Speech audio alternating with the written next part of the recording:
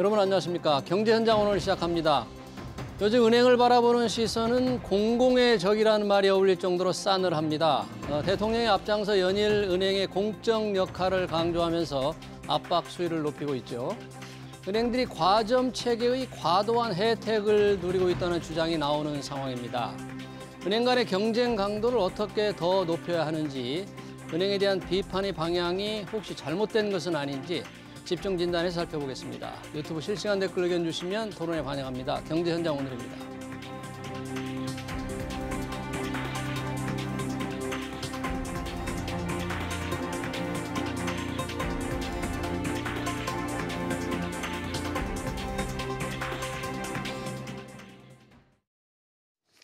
네, 은행 과점 체계의 폐해와 대책 토론하기 위해서 두 분 모셨습니다. 박상희 서울대 행정대학원 교수, 그리고 황세훈 자본시장연구원 선임연구위원 나오셨습니다. 어서 오세요. 네, 안녕하세요. 반갑습니다. 자, 은행권의 과점 폐해, 몇 개 은행이 이익을 나눠 가진다. 그로 인한 폐해가 많다. 돈잔치를 벌이고 있다. 그러면서 특단의 대책을 윤석열 대통령이 지시를 했습니다.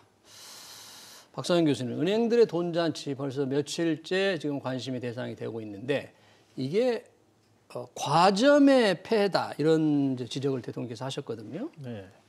그렇게 보십니까? 혹시? 글쎄 과점의 폐해라는 말은 좀 맞지가 않고요. 은행은 기본적으로 규제 산업입니다. 규제 산업이기 때문에 완전 경쟁이라는 게 사실은 규제 산업을 한다는 거하고는 상충이 되는 개념이고요. 그렇기 때문에 규제 산업은 보통 과점 체제를 갖고 있고 사실 지금 우리 5대 은행들 이야기하는데 이 5대 은행을 만든 기본적인 아이디어가 바로 MB 정부 때 은행들의 국제 경쟁력을 높인다고 메가뱅크 한다고 해서 지금 한 겁니다. 메가뱅크, 대형은행. 네, 그때는 또 메가뱅크에서 경쟁력을 높여야 된다고 이야기한 정권이죠. 같은 분들이 지금 와서는 갑자기 과점 체제 때문에 이익이 많다. 그래서 또 경쟁을 도입해야 된다. 예. 전혀 다른 말씀을 하시는데 대통령께서 경제 전문가가 아니시죠. 그렇기 때문에 사실은 지금 비서실장도 경제관료 출신이시고, 그럼요, 기획재정부 출신입니다. 네, 경제수석도 경제관료 출신들, 엘리트 관료 출신들인데 이분들이 정말 대통령께 제대로 된 조언을 하고 있는지 대통령께서 인식이나 워딩 같은 걸 보면 매우 우려스러워요. 저는 이게 예를 들어서 우리가 은행들이 예를 들어서 뭐 돈을 많이 버는 걸 나쁘게 버는 거는 자본주의 정신은 아닙니다. 단지 그것이 이른바 메리트에 기초해서 돈을 버느냐 아니냐의 문제예요. 그러니까 은행 같은 게 규제 산업이고 과도한 이익이 있다는 것은 좀 문제가 있느냐 문제의식을 가질 수는 있습니다. 그런데 그게 과점이라는 규제 산업의 특성에서 오는 건 아닙니다. 오히려 제가 보기에는 지나친 관치가 은행들 예대 마진 중심으로 비즈니스를 하도록 만들고 또 사실 예대 마진을 높게 유지할 수 있는 담합을 오히려 관치를 통해서 조장할 수가 있어요. 그게 더 문제라고 저는 생각이 됩니다. 그러니까 우리 박 교수님은 이 은행들의 많은 이익이 규제, 특히 관치. 규제가 아니고요. 규제는 사실 어떻게 보면 게임의 룰이고 규제 산업이니까 당연히 있어야 되는 겁니다. 그 특성상. 그런데 그런 투명한 규제가 아닌 보이지 않는 규제, 관치를 통해서 관치금융. 정부가 은행들을 항상 이용하려고 하고 은행은 또 그것을 빗대어 가지고 정부를 이용하려고 하면서 그러면서 지나친 예대 마진 같은 것들이 나타나는 게 아니냐. 그런 문제의식을 저는 갖고 있습니다. 기본적으로 은행이 규제 산업이기 때문에 과점인 것은 불가피한데 그게 아니라 관치, 오히려 불투명한 정부의 지도와 지시, 그로 인한 이익이 많이 나는 거다.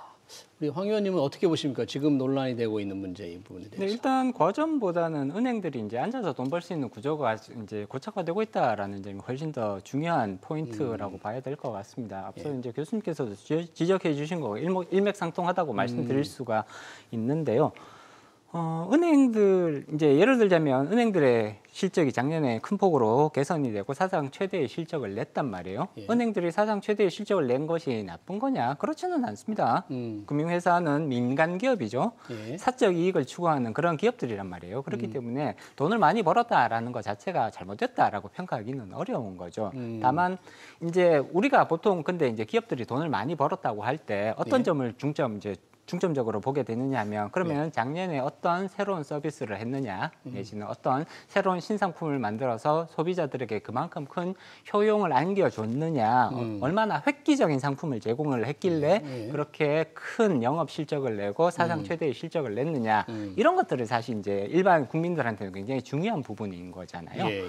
근데 은행들의 이제 영업 행위를 보면 사실 작년에 그렇게 크게 아주 획기적인 상품, 대출 상품이 나왔다거나 아니면 획기적인 서비스 개선이 있었다거나 이런 것이 아니라 단순히 이제 작년에 계속해서 기준금리가 올라갔죠. 시장금리가 따라 올라갔죠. 그러다 보니까 자연스럽게 예대 금리 차가 확대되면서 이것이 가장 중요한 실적 개선의 원인이 되었거든요. 물론 이제 또 한 가지가 이 부실이 거의 발생하지 않았다라는 점. 부실. 네, 보통 이제 은행들이 가장 가지고 있는 굉장히 큰 위험 중에 하나가 이제 빌려준 돈을 못 받게 되는 상황이 발생하는 거잖아요. 그렇죠. 근데 작년에는 사실 그런 현상들이 거의 나타나지 않았습니다. 물론 이제 일정 부분 여러 가지 이유들이 있습니다. 사실 거기에는.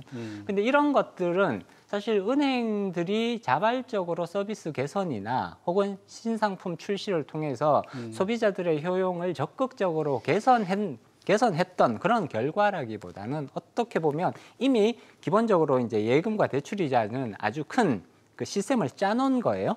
근데 그 시스템을 짜놓은 거에 단순히 금리가 상승하는 효과가 얹어져서 그러한 사상 최대의 실적을 내게 되었단 말이에요. 그러니까 그런 식으로 사상 최대의 실적을 내고 사상 최대의 실적이 났기 때문에 또 사상 최대의 성과급이 지급이 된단 말이에요.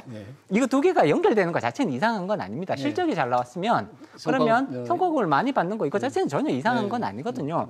다만 이 실적이라는 것이 은행의 그런 아주 보통 일반적인 제조업, 제조 기업들을 보면 아주 피나는 그런 리서치, R&D를 한다든가 제품 개발을 한다든가 이런 것들을 통해서 그런 최대 실적을 내게 되는데 그런 것이 아니니까 그런 부분들에 쉽게 편승해서 낸 최대 실적은 조금 그 문제가 있는 것이 아니냐 이런 비판 여론이 나올 수밖에 없는 거죠. 획기적인 어떤 신상품을 개발하거나 고객의 편의를 높여서가 아니라 환경에 의해서 쉽게 이자 장사를 해서 막대한 이익을 얻었을 뿐이다. 정유사도 마찬가지예요. 사실 따지면 정유사들도 굉장한 이득을 남긴 게 유가가 급등하면서 마진이 굉장히 커졌던 거죠. 은행도 지금 이자율 말씀하신 것처럼 기준금리 올라가면서 대출금리는 빨리 쫓아가고 예금금리는 빨리 올라가지 않았는데 예금금리 올라가니까 그건 또 낮추라고 해버렸어요. 그러니까 정부가 개입해서 예대 마진을 키워준 측면이 있죠, 사실은.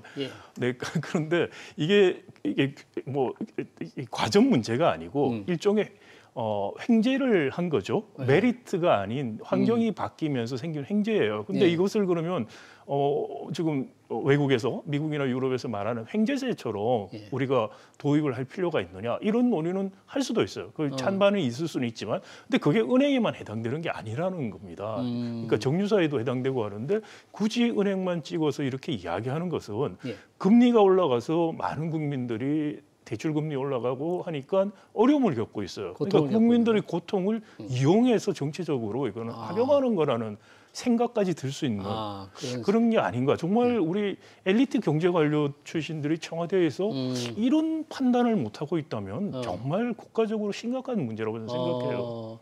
고금리로 시름이 커져가는 국민들을 은행을 희생양 삼아서 정치적으로 활용한다라고까지 생각할 정도로 지금 정확한 그렇습니다. 우리 사실 은행의 문제점들이 굉장히 많습니다. 은행 산업의 경쟁력도 너무나 없고 그리고 예대 마진에만 의존해서 영업을 하고 그러면 지배구조 문제도 있고 많은 문제가 있습니다. 근데 그 문제들에 대해서 정확한 진단을 하고 고치려고 해야 되는 건데 이 문제점을 빌미로 해서 그냥 공세하듯이 정치 공세하듯이 이야기하는 것은 어떻게 보면 국민들한테 뭐 보여주기식의 해법은 될 수 있을지 몰라도 진정한 해법이 될 수는 없다. 좀 냉정하게 접근을 할 문제다라는 말씀을 드리고 싶습니다. 그런데 불구하고 대통령이 이 과점책의 폐해를 얘기했고 그 폐해를 고칠 수 있는 특단의 대책을 마련하라. 그러다 보니까 경쟁 강도를 높일 수 있는 방안. 경쟁을 좀 더 많이 하면 대출금리 덜 올리고 예금금리는 9에 올려서 조금 더 올려주고 뭐 하는 노력을 은행들이 더 할 수 있지 않겠느냐. 그런 방안을 강구하라 그랬는데 경쟁 강도를 높일 수 있는 방법이 무슨 방법이 있을까요? 일단 경쟁 강도를 높일 수 있는 가장 이제 우리가 1차적으로 생각해 볼 수 있는 방법은 시장에 플레이어가 더 있으면 그러면 자연스럽게 경쟁이 올라갈 수 있지 않겠느냐라는 것을 생각해 볼 수가 있습니다. 은행을 더 인가해주면 만들어준다. 은행을 더 예를 들자면 은행을 더 만들어주면 그러면 원래 그런 거잖아요. 둘이서 경쟁하던 것보다는 셋이서 경쟁을 하게 되면 보통은 경쟁 강도가 높아지고 보통 플레이어가 많아지면 많아질수록 경쟁도가 높아질 가능성은 충분하다고 볼 수가 있습니다. 그렇기 때문에 은행 시장, 그러니까 은행 서비스를 해주는 그런 이제 경쟁자들이 더 나타나게 되면 아무래도 경쟁도가 올라가게 되고 당연히 예금 이자는 상대적으로 더 높게, 대출 이자는 상대적으로 더 낮게 이렇게 하면서 예대율 격차가 줄어들게 되는 이런 이제 결과로 이어질 수 않을까라고 충분히 생각해 볼 수 있는 여지들은 있습니다.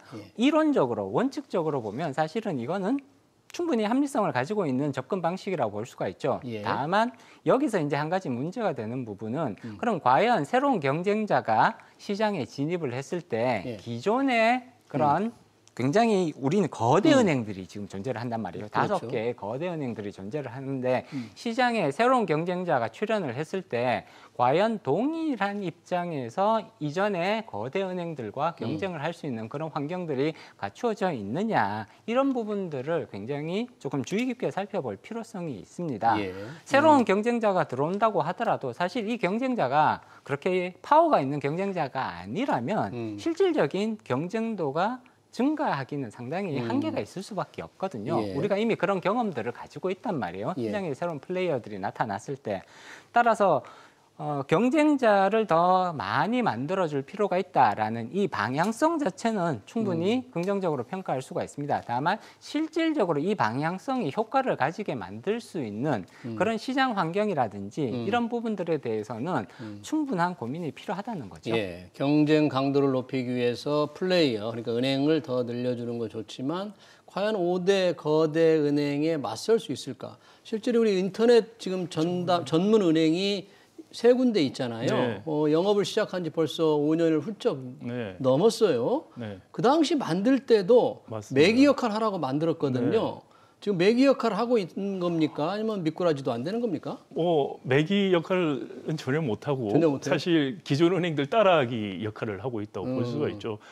앞에 말씀하신 것처럼 경쟁 강도를 높이면 원칙적으로 이론적으로는 그렇게 생각할 수 있는데 근데 실제로 뭐 더 들어온다고 해서 우리 경험상 인터넷 전문은행 말씀도 하셨고 과거에 메가은행 전에 시중은행들 많았던 시절 생각을 해보시면은 과연 은행들이 많았다고 과연 바뀔 것인가에 대해서 저는 회의적이고요.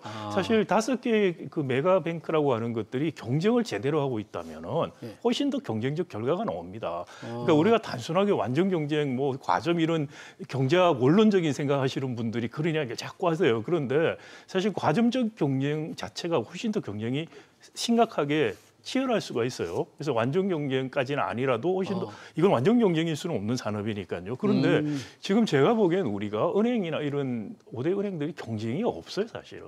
예대 마진 거의 비슷하고 5개 은행 간의 경쟁 자체가 그렇게 심하지 않다. 않습니다. 그건 왜냐하면 정부가 자꾸 개입해서 예금을 어떻게 하라, 뭐가 어떻게 하라 이런 식으로 하면은 뭐냐면은 담합할 가이드라인을 계속 주는 거예요. 저는 정부가 개입해서 결국은 오히려 담합을 계속 유지시켜주고 있기 때문에 사실상 경쟁이 없다는 거예요. 그러니까 그 경쟁이 되는 게 더 중요한 것이지 뭐 추가적으로 은행들이 들어온다고 해서 경쟁이 더 좋아질 것이다 라는 생각은 어렵다.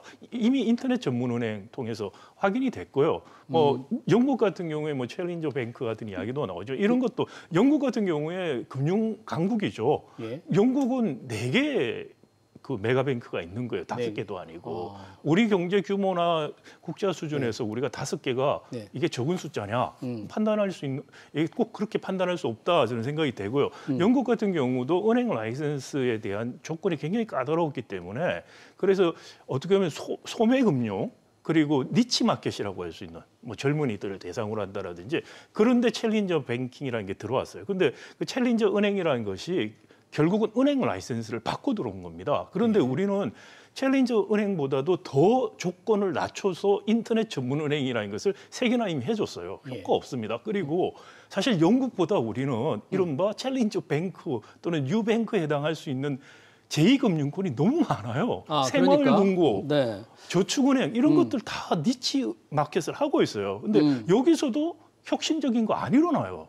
경쟁이 얼마나 많아요. 왜 안 일어나냐. 전반적으로 다 담합 구조에 저는 있다고 생각이 되고요. 네. 이 담합을 만들어주는 가장 큰 역할을 하는 것은 우리나라의 금융위원회라고 저는 생각합니다. 그러니까 우리 박 교수님은 지금 한때 경쟁 강도를 높여라고 대통령이 얘기하니까 금융감독당국에서 영국의 챌린저 뱅크라는 거를 내걸어서 뭐 이런 서비스를 하는 은행을 하나 만들면 어떻겠느냐라는 얘기가 되고 있는데 이미 우리나라는 영국의 챌린저 뱅크 같은 곳이 많이 있다. 뭐 그런 얘기신데 챌린저 뱅크라는 역할이 영국에서 뭐 꽤 큰 역할을 하고 있습니까? 일단 이제 박 교수님께서 얘기하셨듯이 니치 마켓을 공략하는 정도의 역할을 하고 있다고 평가를 할 수가 있을 것 같고요. 영국에서 이제 챌린저 뱅크라는 쪽이 이제 담당하고 있는 부분들을 살펴보면 전통적인 그런 이제 가게에 대한 대출이라든지 기업에 대한 대출 뭐 이런 부분들보다는 오히려 조금 더 특화된 영역에서 그 역할들을 이제 찾아내고 있다 이렇게 평가를 하는 것이 맞을 것 같습니다. 예. 예를 들자면 중소기업 금융에 특화한 챌린저 뱅크라든지 혹은 서민금융 조금 이렇게 소득 계층이 낮은 서민 계층에 대해서 특화된 이러한 방식으로 조금 특정 영역 이전의 금융 서비스에서 약간은 조금 소외받았던 예. 그런 영역을 중심으로 해서 이제 특화 전략을 가지고 나온 것이 이제 챌린저 뱅크라고 네. 이해를 하실 수 있을 것 같고요. 그런 측면에서 봤을 때는 당연히 이제 우리도 비슷한 영역들이 사실은 있기는 하거든요. 이제 서민금융이라든지 예. 물론 이제 여러 가지 정책 금융 상품들이 중소기업 금융이라든지 네. 서민금융에 들어와서 뭐 그 역할들을 하고는 있습니다만 그런 이제 니치 마켓이 전혀 없다라고 평가하기는 어렵겠죠. 다만 그러한 니치 마켓을 개발하는 것 그리고 활성화하는 것과는 별개로 사실 지금 이제 그 현재의 그런 대형 은행들의 경쟁 시스템들이 정상적으로 작동하고 있느냐 이런 부분들에 대해서 지금 여러 가지 논란들이 생기는 거잖아요. 예. 따라서 챌린저 뱅크와 비슷한 형태 이미 말씀하셨듯이 비슷한 형태들이 이미 존재를 하고 그리고 뭐 추가적으로 더 생기는 것 자체가 크게 문제가 된다고 생각하지는 않습니다. 예. 충분히 검토해 볼 수 있는 사안이기는 하겠지만 그것과 은행들, 특히 메가뱅크들 간의 경쟁도를 어떤 식으로 조정해 나갈 거냐라는 거는 사실은 약간은 좀 결이 다른 측면들이 있다라는 말씀을 드릴 수가 있죠. 우리 5개 은행을 은행 수를 늘린다. 이런 인터넷 전문의 말, 그건 또 의미 없는 거겠네요. 그럼 은행 자체 지금 우리 경험도 그렇고요. 아까 영국 사례들을 보더라도 사실 뭐 그게 은행 수를 늘려서 해결될 문제가 아니고 단지 뭐 반복해서 말씀드립니다만 기존에 있는 은행들 사이에 충분한 경쟁이 이루어지지 않고 있고 그건 관치를 통해서 담합이 유도되고 있다. 담합. 네, 그런 생각이 오히려 들고요. 그래서 정말 투명한 규칙을 가지고서 경쟁을 할 수 있게 하고 그리고 대선 충당금 같은 것도 사실 쌓는 기준이 너무 약해요. 우리 사실 잠재적인 부실 같은 게 충분히 예견되는 것에도 불구하고 이 대선 충당금 쌓지 않는 방식으로 대출을 해요. 예를 들어서 우리 갑자기 생각이 안 나요. 이 은행들이 이자를 받으면 계속해서 연체를 이자만 내면 계속해서 롤오버 시켜주는 그런 포베어런스 밴딩이라고 하는 것들을 하는데, 근데 그게 사실 굉장히 부실 가능성이 높은 게 많아요. 그런데 대선 충당금 안 썼습니다. 그러면 그러니까 손실이 날 걸 대비해서 충당금을 충분히 쌓아야 되는데 우리 은행들이 충분히 쌓지 않아서 이익이 많다 그런 말씀이신데. 그것도 크고요. 그러다 보니까 우리가 어떤 일이 터지냐면은 이제 큰 은행들이 나빠지는 건 굉장히 사이클이 오래돼서 한 번씩 나오긴 하지만 금융기관 부실화가 자주 일어나요. 그럼 정부가 돈을 공적 자금을 들여서 구제해 줍니다.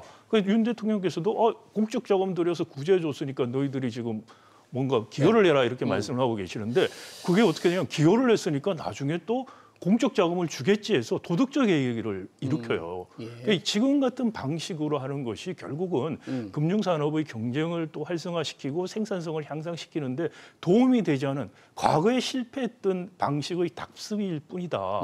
그걸 좀 아셔야 된다고 생각합니다. 그러니까 정부 계획, 특히 금융당국의 개입에 의한 담합이 5대 은행의 실질적인 경쟁을 제한한다. 요지즉슨. 혹시 그 부분에 대해서는 황 의원님은 또 해결책이 어떤 방법이 있을까요? 그러면 좋은 방법, 경쟁을 좀 더 활성화시킬 수 있는 방법. 일단 이게 이제 어떻게 보면 양날의 검 같은 거라고 평가를 할 수가 있습니다. 네. 금융산업은 규제 강도가 다른 산업에 비해 상대적으로 더 높거든요. 금융회사가 부실화된다, 특히 은행이 부실화되게 된다, 그러면 사실 경제가 올스톱될 수 있는 상황으로 갈 수도 있다는 거기 때문에, 그렇기 때문에 이제 금융회사들에 대해서는 상대적으로 더 강한 규제, 특히 건전성 규제에 있어서는 상대적으로 더 강한 규제들이 들어갈 수밖에 없는 것이고요. 이런 것들이 어떻게 보면 그러면 사실은 건전성 규제가 강해진다는 것은 그만큼 예를 들자면 위험 투자에 대한 규제가 강해진다.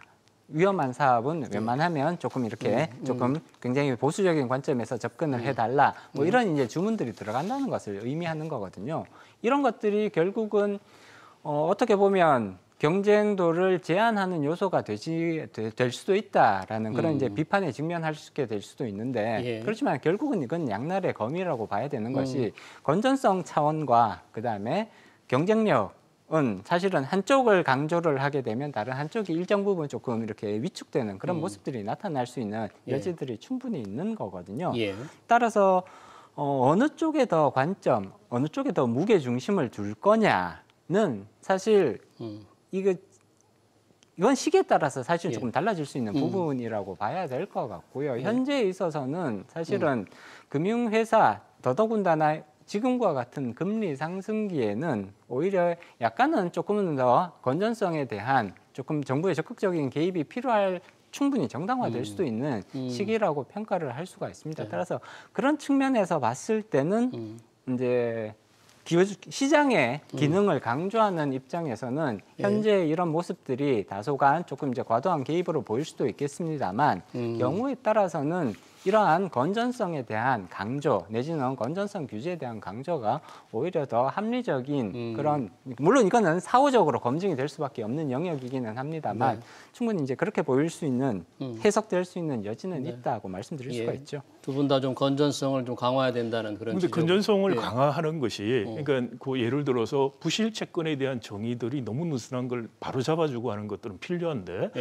지금 우리 금융당국 방금 말씀하셨습니다만 건전성 때문에 위험한 사업하지 말라는 식으로 지대를 해요. 그렇게 되니까 어떻게 되느냐? 예대 마진인 거예요. 그러니까 수익 구조가 90%가 예대 마진에서 나오고 10%가 부가 서비스인데 미국의 상업은행들 제가 뭐 영국 큰 은행들 바클레이라든지 HSBC 이런 거는 말할 것도 없고요. 대부분이 예대 마진 말고 나머지 자산 운용에서 50% 이상이 수익이 나와요. 그런데 우리는 자산 운용 수익 거의 없고 다 예대 마진인데 이게 왜냐하면은 은행이 혹시 이거 하다가 잘못되면 안 된다고 금융당국이 못하게 건전성 규제라는 식으로 해요. 그러니까 산업이 발전을 안 해요. 그러니까 건전성 규제를 하더라도 충분한 위험 리스크에 대한 충분한 검토와 거기에 맞는 대선 충당을 하도록 규제를 해야 되는 것이고 그리고 예대 마진 안 생기도록 여기서 경쟁이 강화되면 은행이 돈 벌려고 에셋 매니지먼트 리스크를 테이크하면서 해요. 금융이라는 것은 기본적으로 위험을 평가하고 그 위험을 평가하고 관리하면서 프라이싱하는 게 금융의 기본 역할인데 이거는 다 막아버리고 예대 마진으로 돈 벌게 해놓고 그리고는 예대 마진으로 돈 번다고 또 비판을 하는 게 지금 우리 정부의 입장이다. 이것은 너무나 모순되고도 너무나 정말 전문가가 없는 정권인 것 같다는 생각이 들 수밖에 없는 것이죠. 지금 대통령실에서는 우리나라 최고의 기재부 출신들이 자리를 하고 있는 것은 사실입니다. 김대기 비서실장, 최상목 경제수석. 글쎄요, 우리나라 최고의 경제 관료들이 저 정도인가라는 참 요즘 정말 회의가 많이 들어요. 우리 박 교수님의 요지는 이제 은행들이 이자로만 돈을 벌 수 있게 다른 비즈니스로 돈을 벌 수 있게 하는 것을 막아놨다. 규제를 하기 때문에 결국 이자로 더 많은 이익을 벌 수밖에 없는데 그 벌었다고 욕하는다, 비난한다, 모순이라고 그러는데 자, 그런 부분은 좀 많은 토론이 필요할 것 같아요. 은행이 그러면 이자 이외의 다른 장사를 할 수 있게 얼마나 할 수 있게 허용을 해야 되느냐. 은행 업무만 해야 되느냐, 투자은행을 본격적으로 해야 되느냐. 많은 좀 토론이 필요한데 잠깐 그 부분에 대해서 우리 증권 분야에도 관심이 많으실 텐데 어떻게 생각하십니까? 네, 일단 그 부분은 사실은 이제 조금 더 훨씬 더 이제 원론적으로 들어가야 되지 않을까라는 생각이 듭니다. 우리나라 같은 경우에는 여전히 이제 겸업주의보다는 그러니까 은행 또는 금융회사가 여러 가지 속성이 다른 금융 서비스를 한꺼번에 서비스할 수 있느냐 내지는 딱 허용된 요것만 하는 것이 맞느냐 이 부분에 있어서는 굉장히 큰 논란이 여전히 진행 중이란 말이에요. 사실 은행들이 서비스 수익을 확대하기 위해서는 은행들에게 여러 가지 서비스를 할 수 있도록 허용을 하는 이런 모습으로 가야 그래야 여기서 수익이 발생을 하겠죠. 근데 현재와 같은 이런 전업주의 이제 전통이 강하게 우리는 사실 굉장히 강하게 남아 있고 현재까지 전업주의의 그런 이제 영업 행위들이 계속해서 그렇죠. 지켜지고 있단 말이에요. 이런 상황에서 은행들의 서비스 확장은 결국은 은행 이외의 금융업, 예를 들자면 보험업, 증권업, 자산운용업에서는 사실은 굉장히 큰 위험 요소가 되는 거거든요. 예를 들어 은행이 자산운용업이나 보험업의 경쟁자로 들어오게 된다면 그러면 사실은 그 경쟁에 있어서 이게 과연 누가 승자가 될 것이냐 뭐 이런 부분들에 대해서는 사실 은행 이외의 금융회사들은 여기에 굉장히 큰 걱정을 우려를 가지고 있습니다. 따라서 이런 부분들까지 과연 해결이 가능할까? 근데 거기 은행 영업 업무가 꼭 그렇게 확장이 안 돼도 사실 우리가 금융 지주를 하면서 금융 지주 밑에 은행도 있고 증권, 뭐 보험 다 들어가 있지 않습니까? 그렇죠. 그런데도 불구하고 금융 지주 전체를 봐도 거의 은행이에요. 나머지는 거의 들러리 수준이에요. 네. 그리고 지금도 은행이 금융지주 같이 있는 증권 보험하고 같이 연합해서 상품도 내고 다 합니다. 그런 부분 그러니까 꼭 은행이 직접 안 하더라도 할 수 있는 기론이 있어요. 그런데도 그렇죠. 불구하고 직접적으로 열심히 못하는 이유 중에 하나가 뭐냐면은 은행 건전성 유지라는 것을 위험한 비즈니스를 못하도록 막는 걸로 지금 정부는 하려고 하고 있어요. 그게 굉장히 소극적인 방식이고 원시적인 방식이에요. 그러니까 건전성 규제를 정부도 제대로 하려면은 대손 충당을 리스크에 대한 평가를 정부가 정확히 해서 대손 충당을 충분히 하게 하고 예대 마진 줄어들 수 있도록 담합 구도를 깨주고 그러면은 여기서 돈 벌려고 이쪽으로 갈 수밖에 없어요. 그런 식으로 가야지 금융산업이 전반적으로 발전을 하는 건데 지금은 은행 그렇게 막고 그럼 증권, 보험 우리 다 모든 사실 금융산업이 내수 중심의 정말 경제 수준과 맞지 않게 저발달 상태에 있고요. 근데 여기서 지금 그러니까 정부가 또 뜬금없이 하는 이야기가 뭐냐면 갑자기 은행이 금산 분리를 완화해서 전화 팔기 해주고 뭐 이런 서비스 이거는 은행이 갖고 있는 레버리지를 활용해서 내수 시장 쉽게 돈 버는 거를 해주겠다는 거예요. 아니 지금 말씀하신 금산분리는 은행이 은행 비즈니스 이외에 아닌 다른 걸 허용한다 그런 말씀이에요. 그렇죠. 금산분리라는 게 원래 은행의 주인이 조금 민간 기업이 되게 하는 걸 말하는 그걸 못하게 하는 건데. 두 가지 차원이 있습니다. 하나는 소유 지배 문제가 있고요. 은산분리라든지 금산분리할 때 그 문제가 있고 또 하나는 사업 영역의 문제. 은행법이라든지 보험법 개별적으로 규제를 합니다. 왜냐하면은 영역이 갈려서 생길 수 있는 리스크 전이 문제들이 있고 근데 지금 우리가 정부에서는 지금 이게 제가 담합이라고 자꾸 말을 하는 게 은행한테 이렇게 막 이야기를 하고 하라고 해요. 그리고는 은행들한테 뒤에 가서 주는 건 뭐냐면은 쉽게 돈 버는 거 하나 열어줄게라는 거예요. 이런 식의 정부와 금융권의 단합이 우리 금융산업의 발전을 막고 있고 국민들을 거의 저는 농락하는 수준에 정부와 금융권의 유착입니까? 유착이죠. 이건 유착이고 그 유착의 중심은 바로 금융위원회 관료들이 있다고 저는 생각합니다. 금융위원회 관료들이 있다. 그 금융위원회 관료들이 그래서 다 은행 가서 은행장하고 있고 그분들이 오비로서 지금 그 유착의 끈들을 다 이어가고 있고 그런 분들이 청와대에 지금 다 들어가 있고 그런데 지금 은행을 때린다? 이건 정말 눈 가리고 아웅하는 장난질이라고 생각합니다. 좀 제가 너무 과격했는데 아닙니다. 이거 정말 심각한 문제라고 생각해요. 우리 지금 제조업이 탄소 중립 문제로 가면서 점점 경쟁력이 약화되고 서비스업, 금융산업들이 대체해 줄 수 있도록 커져야 되는데 이렇게 해서 과연 우리 금융산업이 경쟁력을 가지고 더 커질 수 있을까? 심각한 문제라고 생각합니다. 황세현 의원님께 마지막으로 좀 기술적인 거 하나 물어보고 싶어요. 은행 경쟁 강도를 좀 높인다는 차원에서 정부가 대출 대환 플랫폼, 이 모바일 앱에서 금리 비교한 후에 대출 갈아타기 하는 걸 곧 한다는 거 아닙니까? 이런 건 조금 효과가 있을까요? 어떻습니까? 뭐 일정 부분 효과가 있을 가능성은 충분하다고 볼 수 있습니다. 일단 비교를 한다는 것 자체가 그 대출 비교를 하게 만들어준다는 거잖아요. 그러니까 어떤 은행에서 얼마만큼의 상품이 그러니까 몇 퍼센트 금리의 상품이 나오고 이런 것들을 쉽게 비교할 수 있게 되면 그러면 소비자들이 대출자들이 여기에 대해서 조금 더 민감하게 반응을 하게 될 거란 말이에요. 그렇기 때문에 손쉽게 비교할 수 있게 만들어주는 거는 대출자들의 그 탄력성, 민감성들을 증가시킴으로써 은행들 간의 그런 경쟁들을 유도할 수 있게 만들어주는 한 가지 기제가 될 수 있습니다. 그렇기 때문에 당연히 이런 부분들은 은행들에 있어서는 경쟁을 조금이라도 더 유도시킬 수 있는 여지들은 가지고 있다 이렇게 볼 수가 있겠고요. 예. 다만 그럼에도 불구하고 이러한 프로그램들이 가지고 있는 한계점도 대출자들은 뚜렷하게 인식하실 필요가 있을 것 같습니다. 네. 분명히 도움이 될 수 있는 제도인 건 맞습니다만 이런 것들이 그렇다면 과연 이런 제도를 통해서 그 현재의 그런 예대 금리차 많은 비판을 받고 있는 그런 예대 금리차 약간 일정 부분 경감시키는 데는 충분히 도움이 될 가능성이 네. 있겠지만 문제를 근원적으로 해결할 수 있는 수단까지는 조금 한계가 있다. 제가 한 가지만 덧붙여 네. 말씀드리면 학술적인 연구에 의하면은 이런 정보를 비교할 수 있게 해주는 것이 담합을 또 촉진하는 역할이 있어요. 그렇기 때문에 효용을 높이는 게 아니라 담합을 촉진할 수도 있다. 은행들이나 이런 데서 상대방이 이 담합 구조에서 떨어져 나간지 안 나간지 쉽게 확인할 수 있는 방법이 되기도 하기 때문에 이 효과에 대해서는 학술적으로 분명치가 않습니다. 경쟁을 알겠습니다. 촉진하는지 담합을 촉진하는지. 네, 시간 관계상 여기서 끊겠습니다. 은행 과점 체계의 폐해와 대책 토론 여기서 마치겠습니다. 지금까지 황세훈 자본시장연구원 선임연구위원 그리고 박상희 서울대 행정대학원 교수였습니다. 두 분 고맙습니다. 감사합니다.